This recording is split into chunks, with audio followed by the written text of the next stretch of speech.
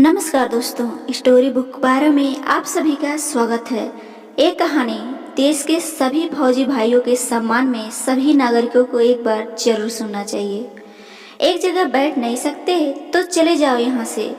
तूने तो मेरे नए कुर्ते का सत्यानाश कर डाला।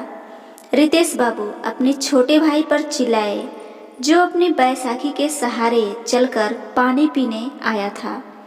हाथ से गिलास छूट गया और पानी के कुछ छींटे उनके नए कुर्ते पर पड़ गए। फिर उन्होंने राजेश की पत्नी को आवाज दी, विधि विधि क्या करती रहती हो दिन भर, संभालो अपने अपाहिज पति को। राजेश का मायूस चेहरा देखकर विधि का हृदय रो उठा और वह राजेश को लेकर कमरे में आ गई और सिसकने लगी।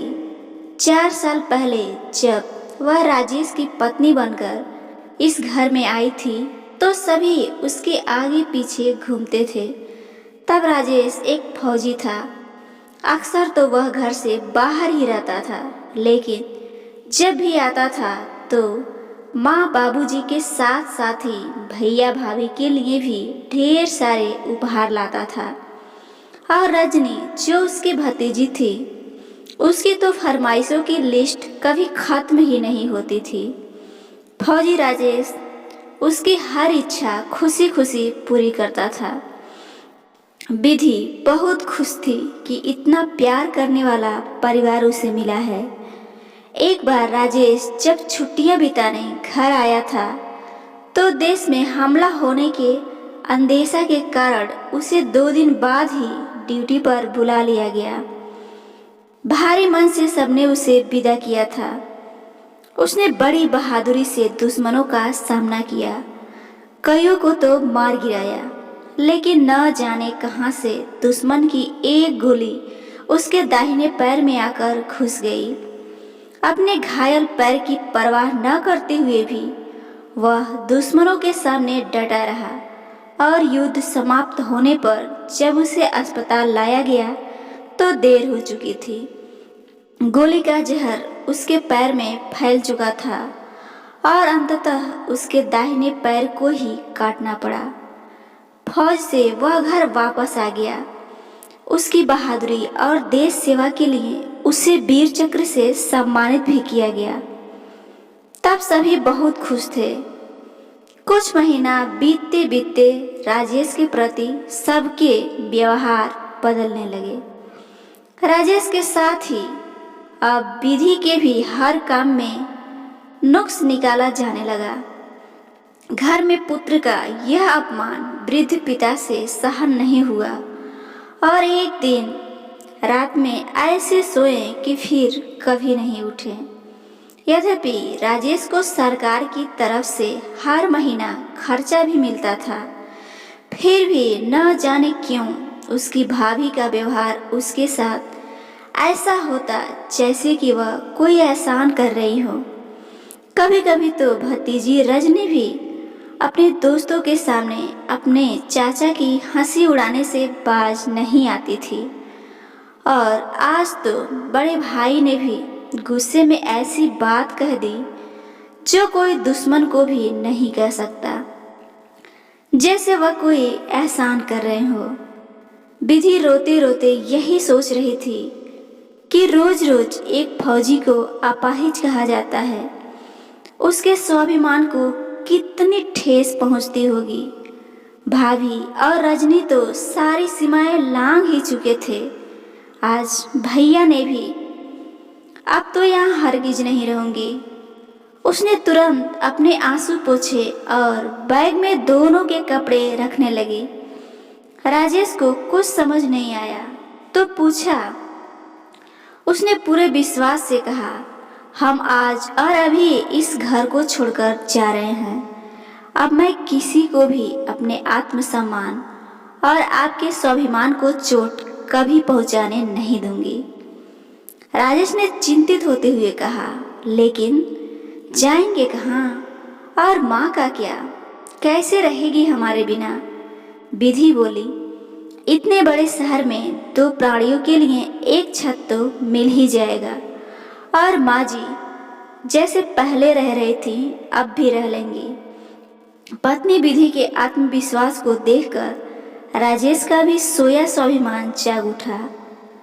दोनों जब माँ से आशीर्वाद लेने गए तो उन्होंने भीगे नैनों से उन्हें आशीर्वाद दिया। दोनों सीधे मनीष के घर गए, जो पेशे से डॉक्टर था और राजेश का मित्र भी। मनीष की पत्नी भी स्त्री रोग विशेषज्ञ थी। उसका अपना नर्सिंग होम भी था। विधि उसी के नर्सिंग होम में अपनी सेवा देने लगी। कुछ दिनों बाद ही दोनों एक किराए के घर में शिफ्ट हो गए। राजेश के पास ज्ञान का भंडार था। उसने उन बच्चों को घर में ही कोचिंग देना शुरू कर दिया जो देश की सेवा तो करना चाहते हैं लेकिन उसकी तैयारी करने में असमर्थ हैं। बस राजेश ने उन्हें तैयार करना ही अपना लक्ष्य बना दिया। उसके जज्बे को देखकर आर्मी के ही एक इंस्टीट्यूट ने उसे नियुक्त कर लिया। नौकरी से जो भी समय मिलता उनमें वह गरीब और असहाय बच्चों को पढ़ाता। विधि भी शाम को घर पर बच्चों को ट्यूशन पढ़ाती और रात में नर्सिंग होम के मरीजों की सेवा करती। 3 महीनों के अथक प्रयास के बाद उसे एक स्कूल में अध्यापिका की नौकरी मिल गई। अब वह रोज सुबह स्कूल जाती और शाम को ट्यूशन पढ़ाती और शनिवार रविवार को मरीजों की भी सेवा करती। ईश्वर की कृपा हुई और एक बच्ची भी उसकी गोद में खेलने लगी। शुरू में तो सब कुछ मैनेज करने में उसे परेशानी हुई, लेकिन एक दूसरे का हाथ बटाने से सब आसान हो गया। राजेश भी अपने विद्यार्थियों को पढ़ाने में इतना डूब गया कि पिछली सभी घटनाएं उसके जहन से विस्मृत हो गई। उनकी बेटी कोमल का पहला जन्मदिन था। विधि ने शाम को एक छोटी सी पार्टी रखी थी। वह उसी की तैयारी कर रही थी कि तभी दरवाजे की घंटी बजी। दरवाजे पर अपनी जेठानी और रजनी को देखकर वह ठिठक गई। शिष्टाचारवश उसने दोनों को अंदर बुलाया। तब रजनी उसका पैर पकड़कर रोने लगी।